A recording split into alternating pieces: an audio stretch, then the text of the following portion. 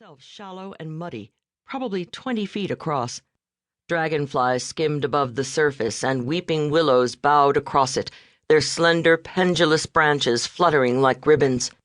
In the part of Texas Elizabeth was from, Still Creek would have been called a river, and it would have been coveted by all who lived near it and guarded jealously by the ranchers who owned land along its banks. Here, where water was plentiful, Still Creek was insignificant, just another facet of the pretty landscape. Above the pastoral beauty of Still Creek and its environs, the sky hung like a curtain of lead, threatening an evening shower. Elizabeth muttered a curse under her breath and tried to limp a little faster. She was at least a mile from home. The nearest farm belonged to one of the Amish families the area was famous for.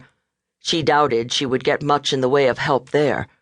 They would have no phone to call a tow truck, no tractor to pull her car out of the ditch. They wouldn't even have a cold beer to console her with.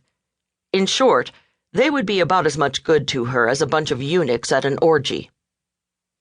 "Look on the bright side, sugar," she said, hiking the strap of her Gucci handbag up on her shoulder. "If this was West Texas and you were stranded in the middle of nowhere, it'd take you the better part of a week to walk home." God, Brock would have loved seeing her reduced to this, she thought, casting another dubious look at the swelling clouds. Limping down the road from a little jerkwater town toward a house he wouldn't deem fit for dogs, rain pouring down over her, ruining her favorite Armani silk blouse.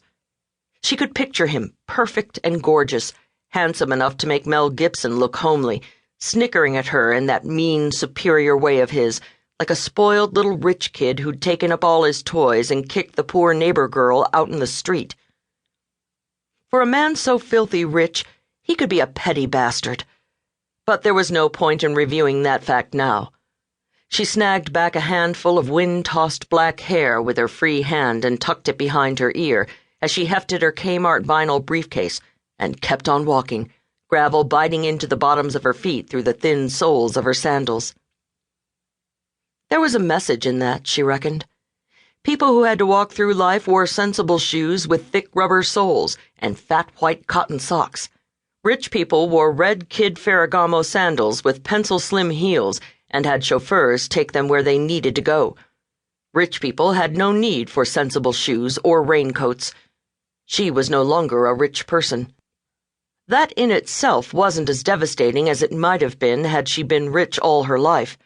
She'd been rich for only a few short years, the 5 years she'd been married to Brock, who had taken a modest family fortune and parlayed it into a disgusting amount of money in the media business.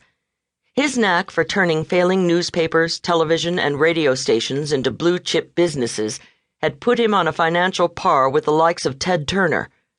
Brock Stewart had more money than most third-world countries. It had been easy enough to get used to that lifestyle, Elizabeth reflected, brushing a speck of lint off the lapel of her red silk blouse. She had a taste for champagne and a natural love of French lingerie. She'd been a whiz at picking out trinkets from Tiffany's and designer gowns.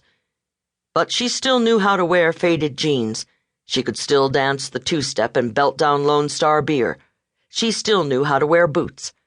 Unfortunately, hers were a mile down the road, lying on the back porch with a heap of battered sneakers.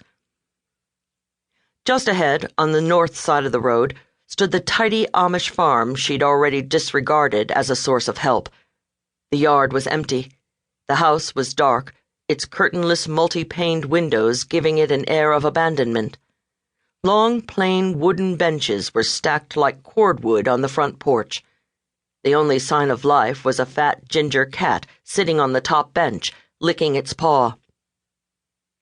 On the south side of the road, a freshly laid gravel drive led across the field to the construction site of what was being touted as the finest resort south of the Twin Cities.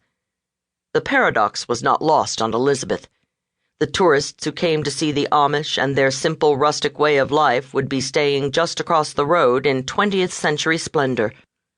In addition to the hotel itself, there would be tennis courts, a golf course. There was even a rumor going around that Still Creek would be dammed and swollen into a small man-made lake that would be stocked with fish and lined up with paddle boats. The resort was in a stage of construction that made it look like nothing